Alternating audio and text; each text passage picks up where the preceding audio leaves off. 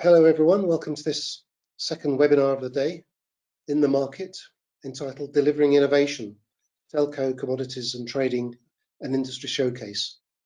My name is Michel and I'm the director of an editorial services agency called Financial and Business Publications, and as well as moderating events for Ditto, the organizer of this week's wonderful series of Disrupt and Advanced webinars, I'm a senior content editor at FT Live, the Financial Times conference division. And I'm also a chartered member of the UK's Chartered Institute for Securities and Investment, the CISI, which is the one of the leading institutes in the city. And I'm chairman of the CISI's FinTech Professional Forum. And joining me for this discussion are three experts on the use of innovative technology in commodities trading, in particular metals, oil and gas, and also in the energy sector, renewables, as well as traditional energy. First, we have Barry Gould, who's Chief Technology Officer of Concord Resources, or Resources, if you pronounce it the English way. Concord is a global physical metals trading firm which set up business just under 5 years ago in London, where Barry's based, and it has offices also in New York and Hong Kong. Its annual revenue is around $4 billion. Then we have Nadja Haakansson, who's Managing Director for the Africa region at Siemens Energy. The German multinational company Siemens is forming a new separate entity called Siemens Energy, which brings together everything related to power, from distributed generation, transmission, and oil and gas. Nadja is normally based in Casablanca, Morocco, but for the past few months has been operating from her home country of Sweden. She's previously lived in Thailand, where she led the Siemens Energy Service organization there. And finally, we have Moustafa Bounasser, who's CTO of Invenica. And I believe, Moustafa, you're also based in London, but you can correct me later if that's not correct. Moustafa is a digital strategist and inventor. He's helped multiple organizations in the UK, Germany, France, and Belgium transform their business with innovation, emerging technologies, and thought leadership. Now, we're going to be talking about the latest technology used in commodities trading, especially the buying and selling of metals, oil and gas. And when I say trading in these things, I mean the physical commodities, not futures or other derivative contracts. And we're also talking about energy and power generation, including renewables. And the format of this webinar is simple. First, I'll ask each of our panelists to introduce themselves and tell us about their job. Then I'll ask them a few key questions. Listeners will be able to ask questions via the webinar site, so please do send some in. I'll try to get answers to some of them towards the end.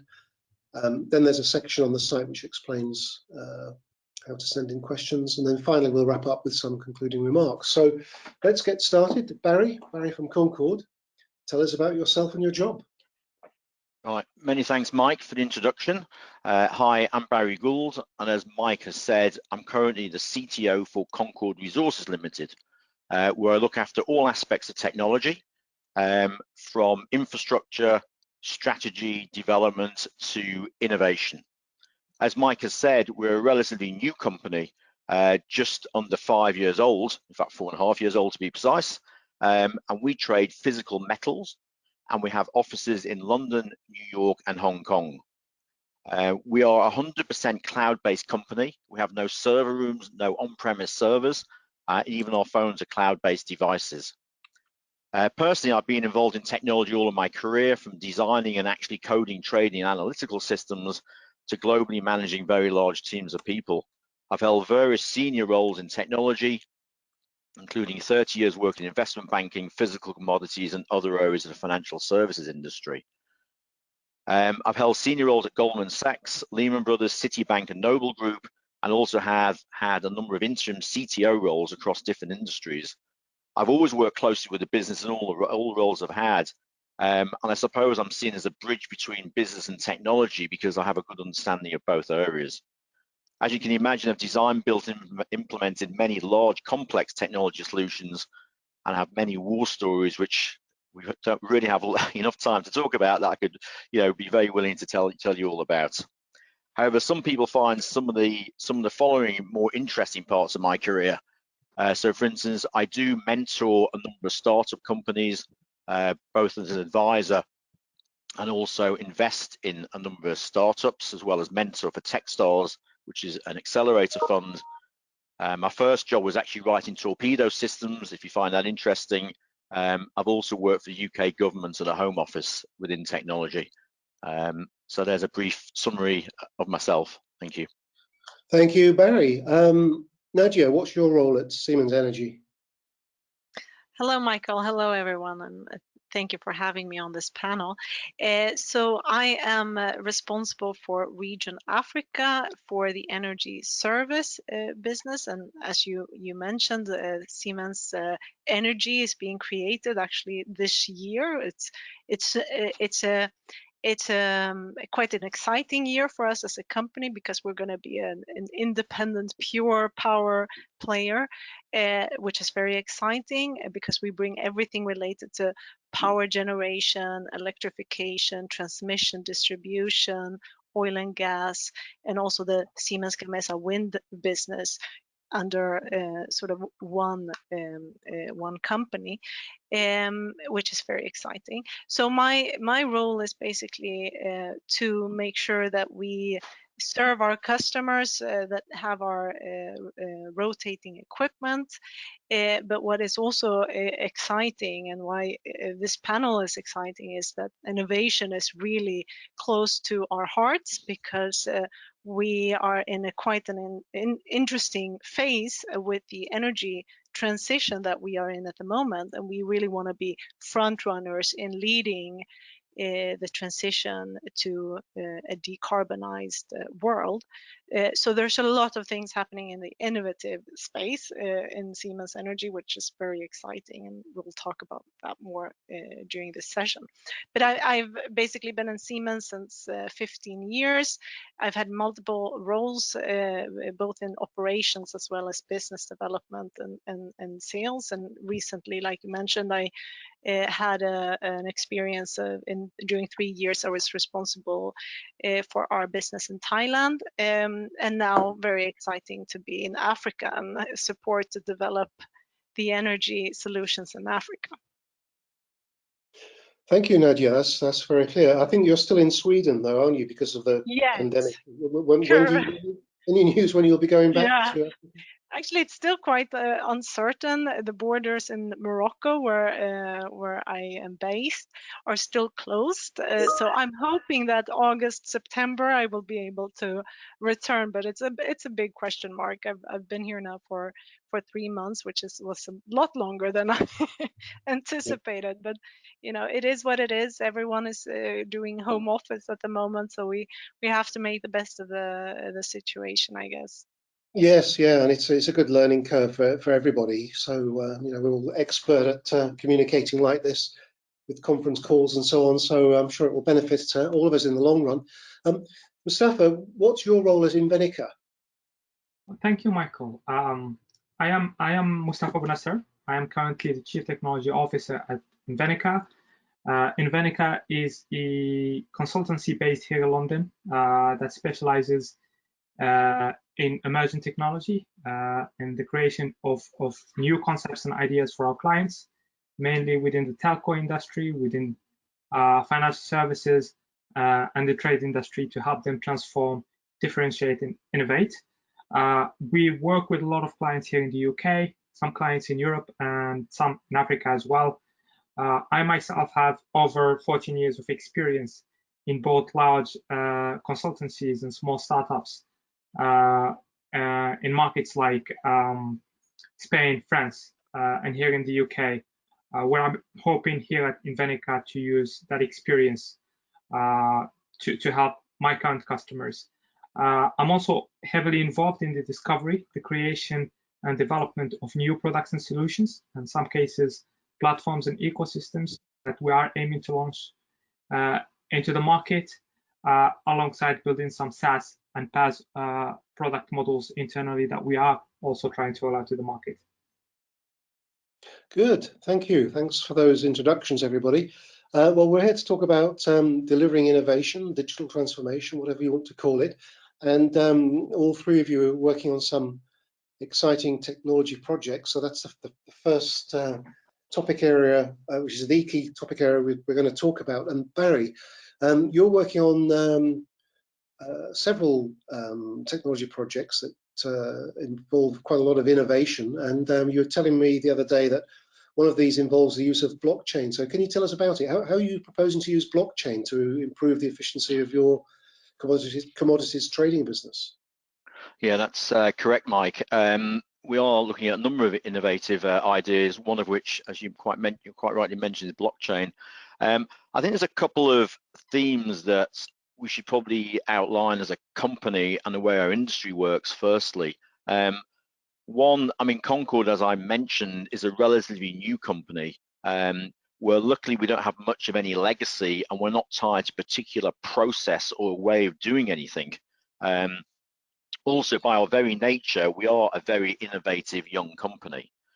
And two, the metals industry is a very, very old-fashioned industry where most of the business is still done on the phone via email, and there are very, very few, if any, standards in place. So we believe there are opportunities to streamline what we're doing as a business, and technology we feel can play a very large part in that. So we decided some months ago to talk to people we do business with, like-minded companies like ourselves, individuals who we know, and to start and investigate doing and using blockchain as a technology.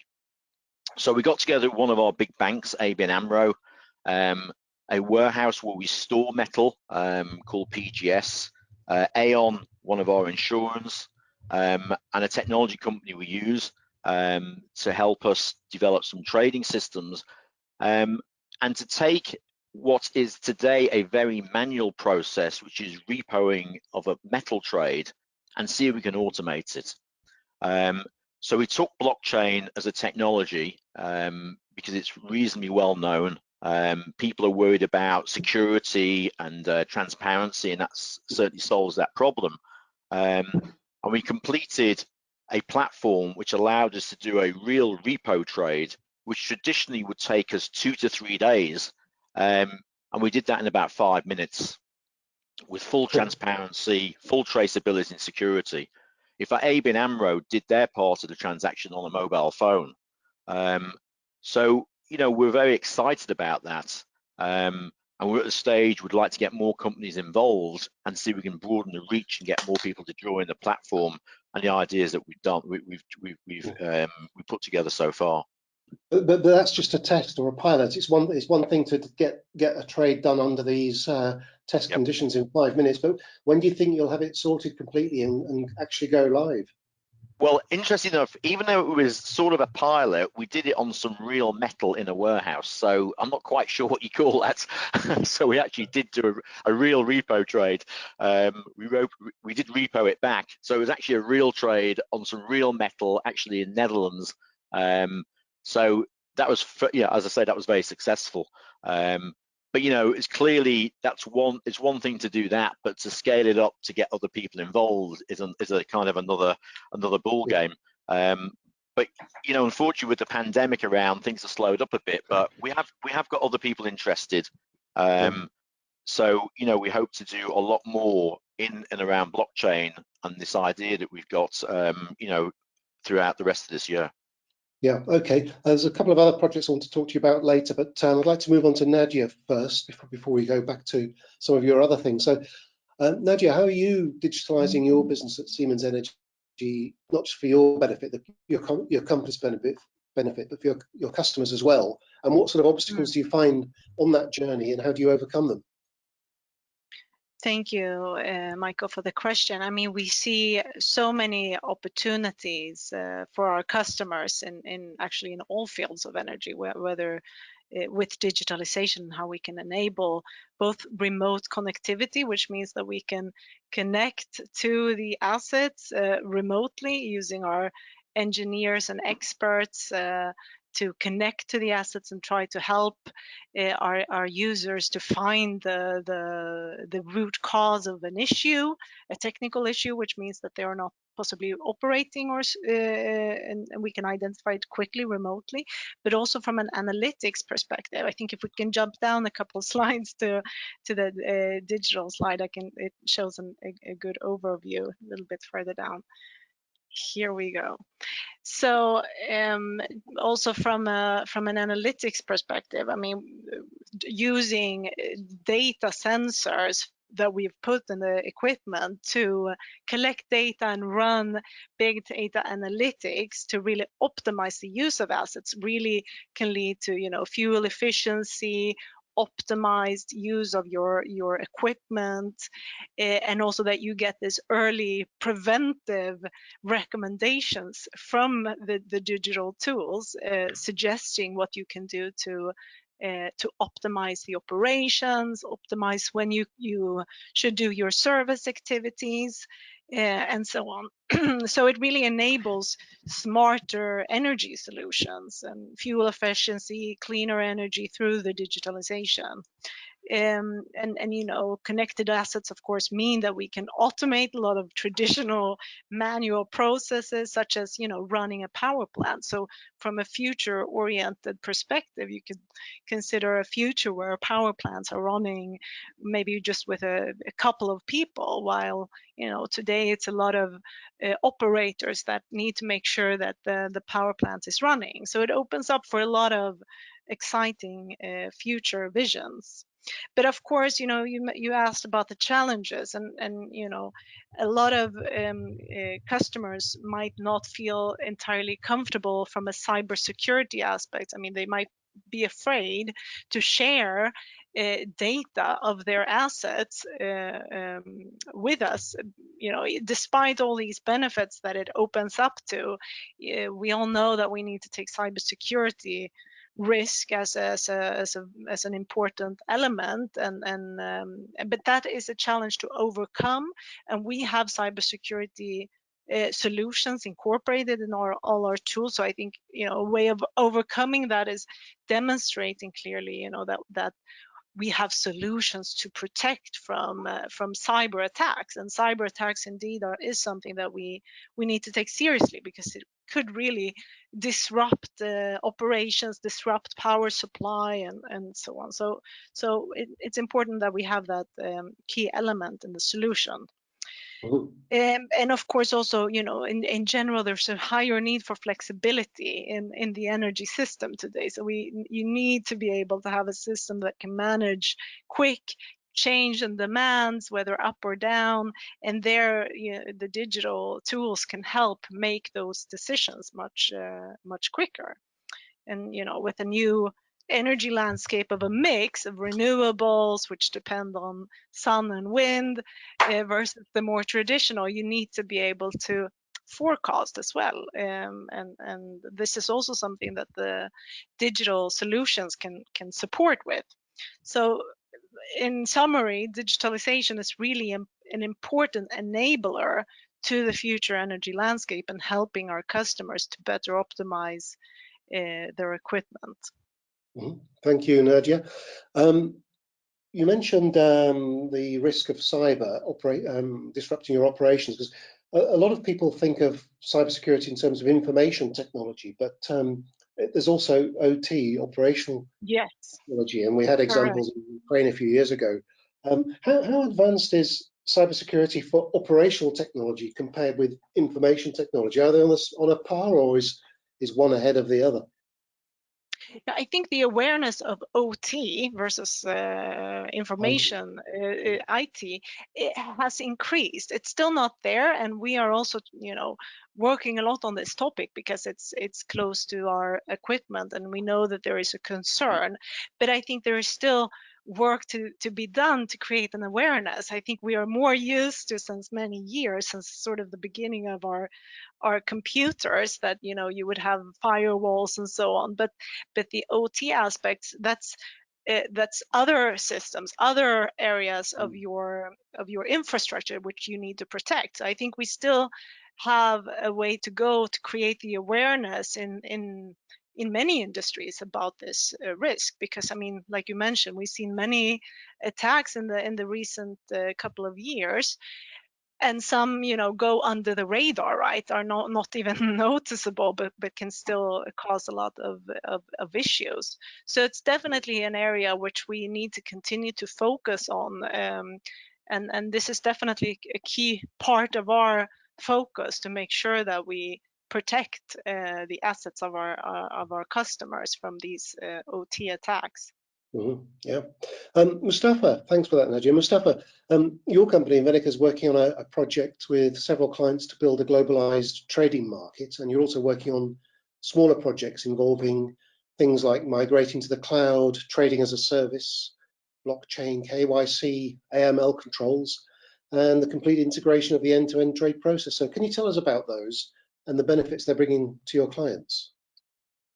Yes, Michael, indeed. We are currently leading an initiative to build an independent and global trading platform that serves as an aggregator to existing digital trading products out there in the market, alongside some of our own IP and products that we are assembling together in order to automate the end-to-end trading process.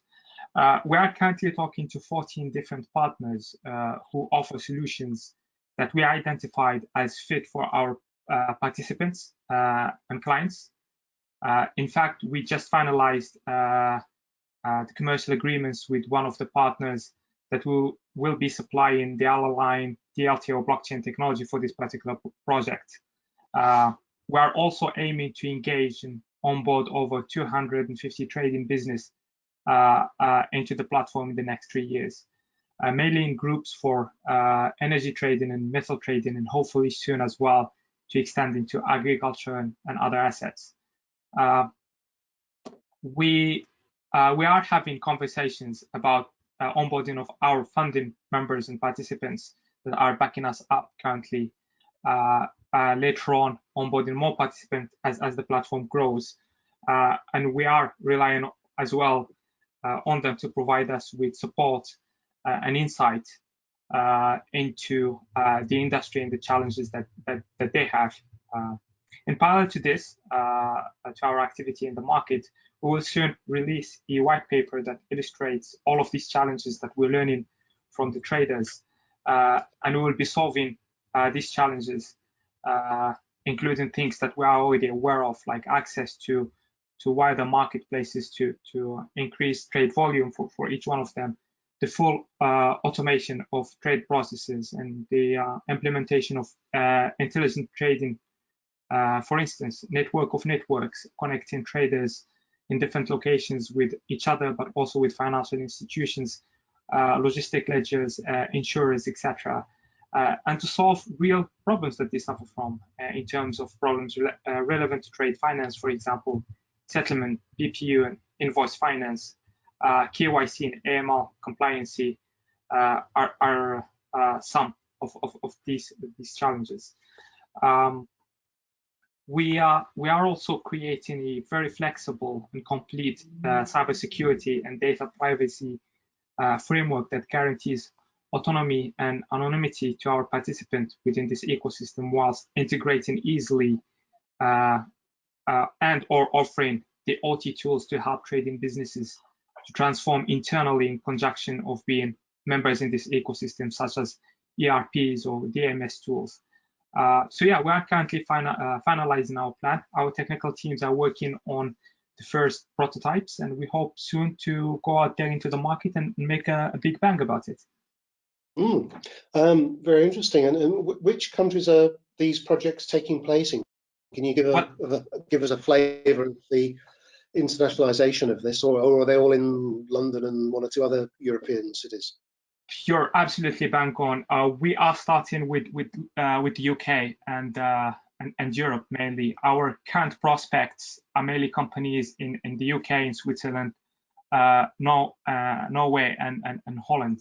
We are hoping to start leveraging our founding members' ecosystems first and hit their agenda first before we start scaling into other markets. But it is going to come, because that's the end goal for us, is to link all of the markets together in one platform. Yeah. Okay. Thank you for that. Barry, I want to go back to you, because you talked about the blockchain project, and you mentioned that you're the big established trading companies in your sector use phone and email.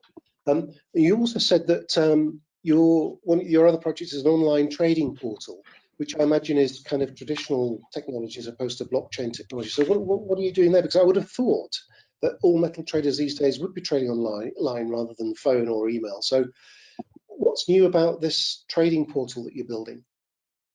Yeah, Mike, it's interesting. You would have thought in this day and age that any trade that we would do should be electronic. But actually, the metals business is probably one of the oldest fashioned businesses left. In fact, if you look at metals futures traded on the London Metal Exchange, the LME, this is still done today by open outcry. In fact, it's the only open outcry market left in the world. So even today, you know, at 4 o'clock in the afternoon, people are shouting down the phones trying to buy and sell futures on the metals market. So it's quite surprising. So as a result, the rest of the metals market is also pretty old-fashioned. So, you know, when we do a trade with a counterparty, it's all done on the phone and it's all done via emails. In fact, confirmations and payments are all done via email, with all the implication that brings with security issues. You know, the fact that people even exchange, you know, settlement instructions via email is quite surprising and if not shocking. So it would be fairly obvious, I suppose, that we would want to look at what we could do to create some sort of online presence, even if it's just between us and our own counterparties. So actually we started working with Invenica, with Moustafa, who's on this call now, who's had plenty of experience in building these sort of online trading platforms, to develop, you know, a prototype and production system for what I suppose we would say are simpler trades. Because if we take some of our basic trades that we do with our counterparties, and, you know, put all the pricing, the confirmations, the contracts, the settlement instructions, make it all electronic and online, you know, why wouldn't we want to do that? It would certainly simplify and automate part of our business. And to be quite honest, it would streamline, you know, the whole process for us, you know, quite dramatically. How is this different from the blockchain project? Presumably this online trading portal uses fairly conventional technology, albeit innovative, whereas the blockchain one would take that a step further. Is that right? Well, that's correct. I mean, the online trading, if you imagine, if you kind of, you know, if you look at, let's take eBay or Amazon, you trade between one-on-one between a buyer and a seller, which is much easier than the back office where the banks are funding the transaction for you, which is the blockchain part. So the blockchain part involves a lot more counterparties, where you've got banks, you've got insurance companies, you've got warehousing. I mean, it's much, much more complicated. So the trading side is really just between us and the counterparty. Right. Okay. Good. That's clear. Those two projects, the online trading portal and the blockchain one, to take it further and involve the banks. Two really exciting ones. Let's move on to sustainability and ESG considerations, environmental, social, and governance considerations. And Nadja, I'd like you to start this one off. My question is, your company, Siemens Energy, is a big buyer of oil and gas, which it uses to generate electricity. You're also a big producer of renewable energy, mainly wind, I think. But now you're looking at hydrogen as an energy source. So could you tell us how you create hydrogen, how it's used to provide electrical power, the technology involved, and the benefits it's going to bring, not just for you, but your customers and the environment in terms of combating climate change? It's a big question and a long answer, I expect. But I think people would be fascinated to hear about this hydrogen power technology. Yes, thank you. I would be happy to share, and I'm excited to share about it because it is really so interesting, and I believe it's really the future, and it's going to lead us to a decarbonized, carbon neutral society and world. And you know, like you mentioned, I mean, Siemens Energy is known for, you know, delivering equipment like gas turbines, steam turbines, compressors, which are used in both in power generation, sort of the power plants, and that can be, you know, large utilities, but also smaller power plants used to distribute energy into the grids or industries. but also the offshore oil and gas business, and Siemens Gamesa are driving the Siemens wind business, wind power business.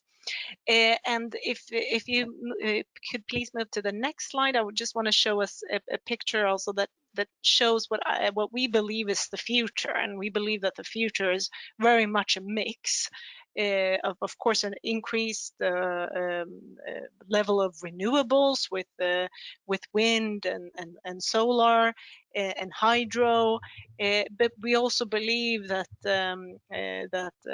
our gas turbines will play a role in this energy landscape to decarbonize.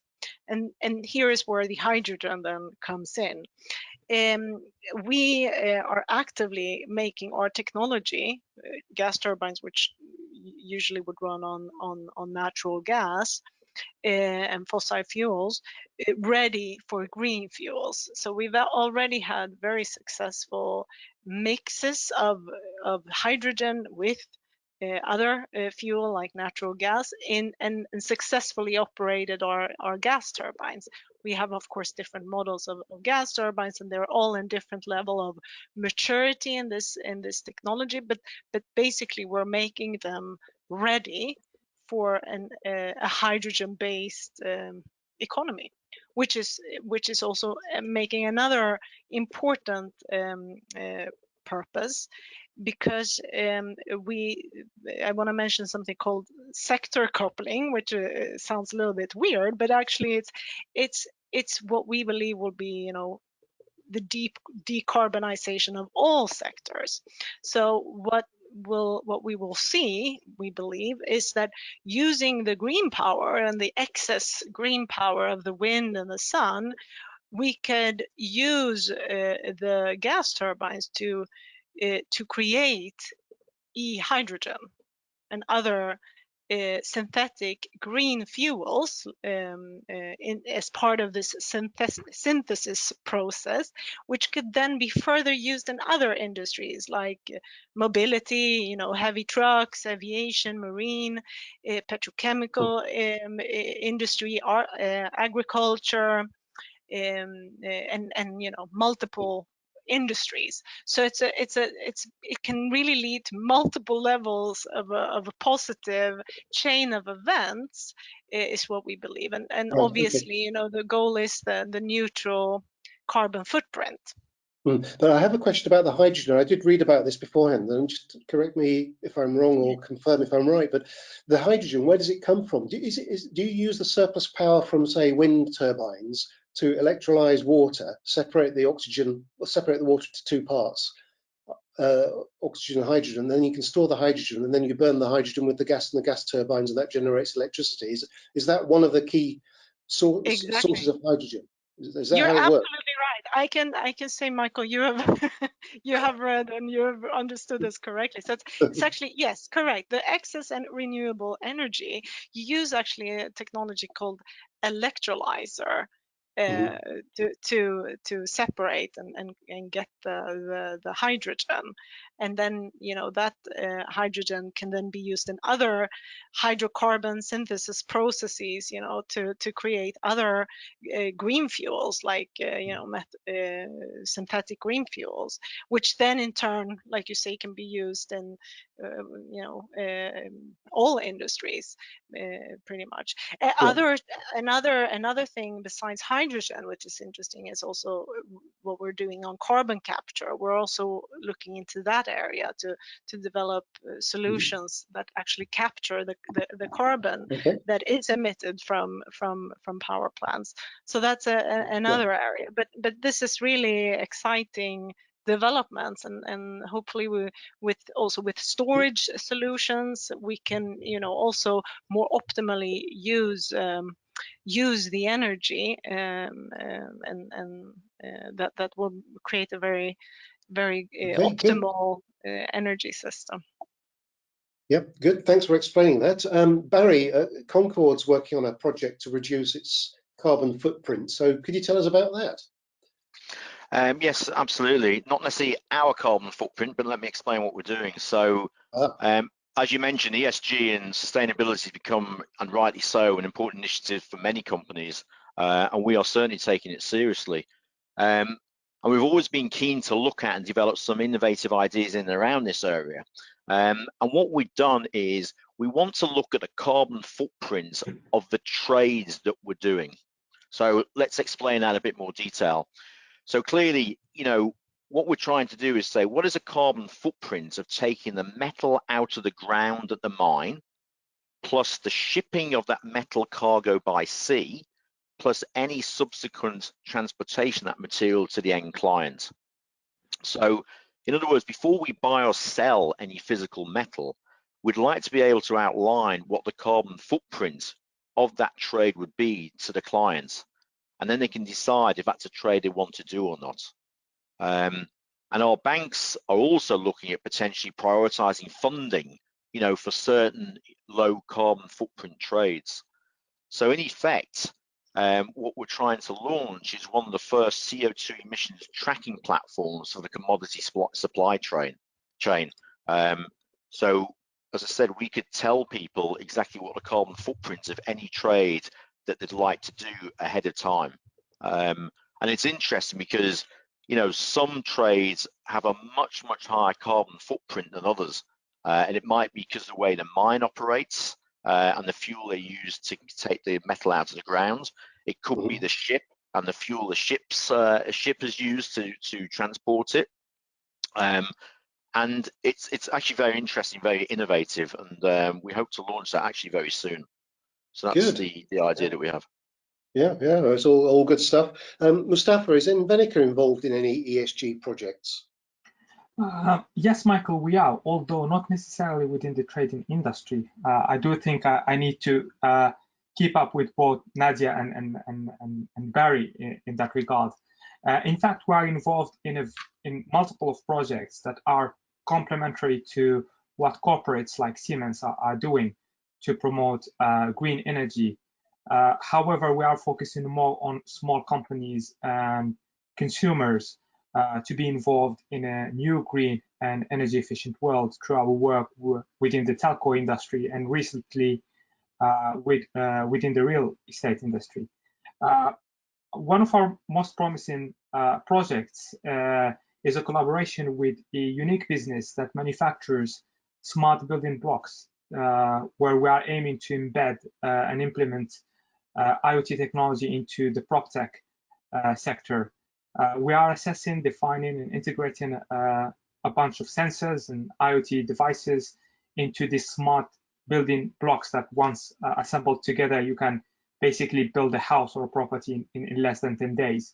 And that's for both residential and also commercial properties. Oh, I see. Yeah, we used to call that prefab building or prefab houses, prefabricated houses. I imagine that's an old term. I imagine what you're doing today is far more sophisticated.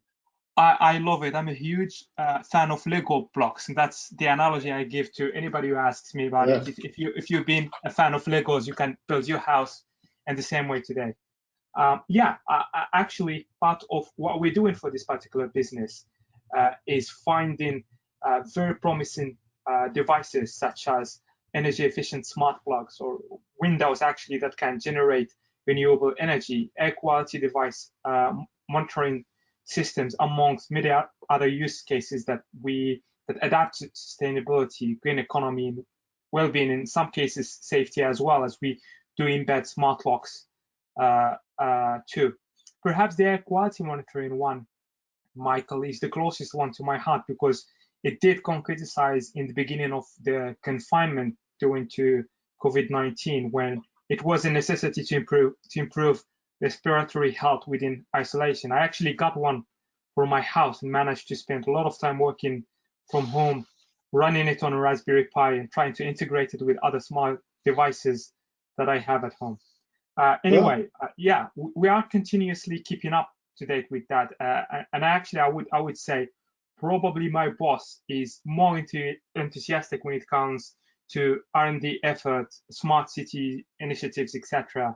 I think if he was part of this conversation, he would probably hijack it.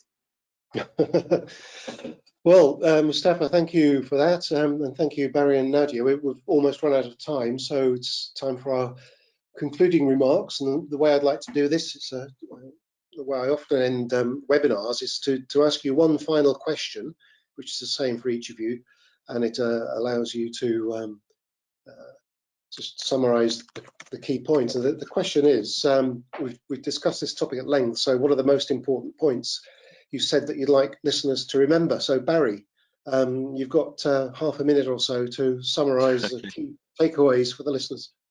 Well, I'm going to be fairly high level on this, and I would say there's always room to be innovative and creative, so don't be afraid to try things out, because that's clearly what we're doing. I mean, our industry is very old-fashioned. It may take time to change, but it will change at some point. I would like to think that we can be part of the process to make that happen. If anything's proven a point over the last few months, or the COVID-19 pandemic, anything that makes it quicker and easier to do business remotely will now be seen in a much more positive light. This, together with anything we can do to help the initiative, help the environment, with ESG initiatives, are all positive and great initiatives that we're all excited to be part of. So the world's open for all these ideas, and Concord, and the way we look at it, is open to try and make as much change as we can. Great, good, thank you. And Nadja, your key point that you'd like people to remember?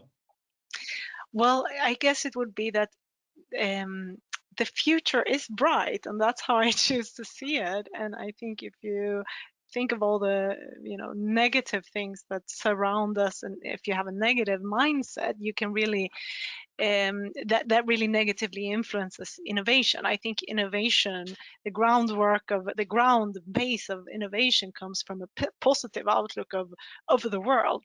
And I think there has never been a greater speed in innovation, because there's a sense of urgency, much helped, I think, by the awareness of pandemic, how short life is, what we need to do, and all these elements, I think, can really trigger a fast forward to a much brighter future, and I'm happy to be part of that.